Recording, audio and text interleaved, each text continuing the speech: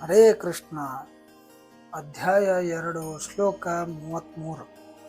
ಈ ಶ್ಲೋಕದಲ್ಲಿ ಆದುದರಿಂದ ಒಂದು ವೇಳೆ ನೀನು ಈ ಧಾರ್ಮಿಕ ಕರ್ತವ್ಯವಾದ ಯುದ್ಧವನ್ನು ಮಾಡದಿದ್ದರೆ ಆಗ ನಿನ್ನ ಧಾರ್ಮಿಕ ಕರ್ತವ್ಯವನ್ನು ಕೀರ್ತಿಯನ್ನು ಕೂಡ ಕಳೆದುಕೊಂಡು ಪಾಪವನ್ನು ಗಳಿಸುತ್ತೀಯೇ ಎಂದು ಶ್ರೀಕೃಷ್ಣನು ಅರ್ಜುನನಲ್ಲಿ ಕೇಳುತ್ತಾನೆ. ಅನುವಾದ ನೋಡೋಣ ಬನ್ನಿ.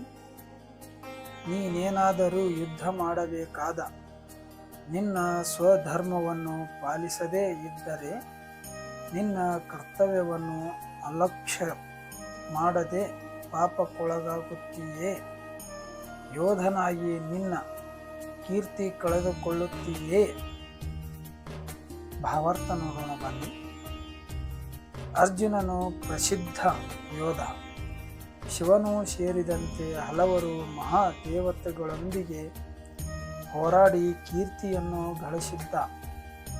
ಬೇಡನ ರೂಪದಲ್ಲಿ ಬಂದ ಶಿವನೊಂದಿಗೆ ಹೋರಾಡಿ ಅವನನ್ನು ಸೋಲಿಸಲು ಅರ್ಜುನನು ಅವನನ್ನು ಸಂತೋಷಗೊಳಿಸಿದ. ಅದರ ಫಲವಾಗಿ ಪಾಶುಪತಾಸ್ತ್ರವನ್ನು ಪಡೆದ. ಅವನು ಅಸಾಧಾರಣ ಯೋಧನೆಂದು ಎಲ್ಲರಿಗೂ ತಿಳಿದಿತ್ತು. ದ್ರೋಣಾಚಾರ್ಯರು ಸಹ ಅವನನ್ನು ಹರಸಿ ಅವನು ತನ್ನ ಗುರುವನ್ನೇ ಕೊಲ್ಲುವಂತಹ ವಿಷವಾದದ್ದ ಅಸ್ತ್ರವನ್ನು ಕೊಟ್ಟರು. ಆದುದರಿಂದ ಅವನು ಸಾಕು ತಂದೆಯಾದ ಇಂದ್ರಿಯನನ್ನು ಸೇರಿದಂತೆ ಅನೇಕ ಮಹಾ ಅಧಿಕಾರಿಯಿಂದ ತನ್ನ ಶೌರ್ಯವನ್ನು ಕುರಿತು ಪ್ರಶಂಸೆಯನ್ನು ಪಡೆದಿದ್ದ.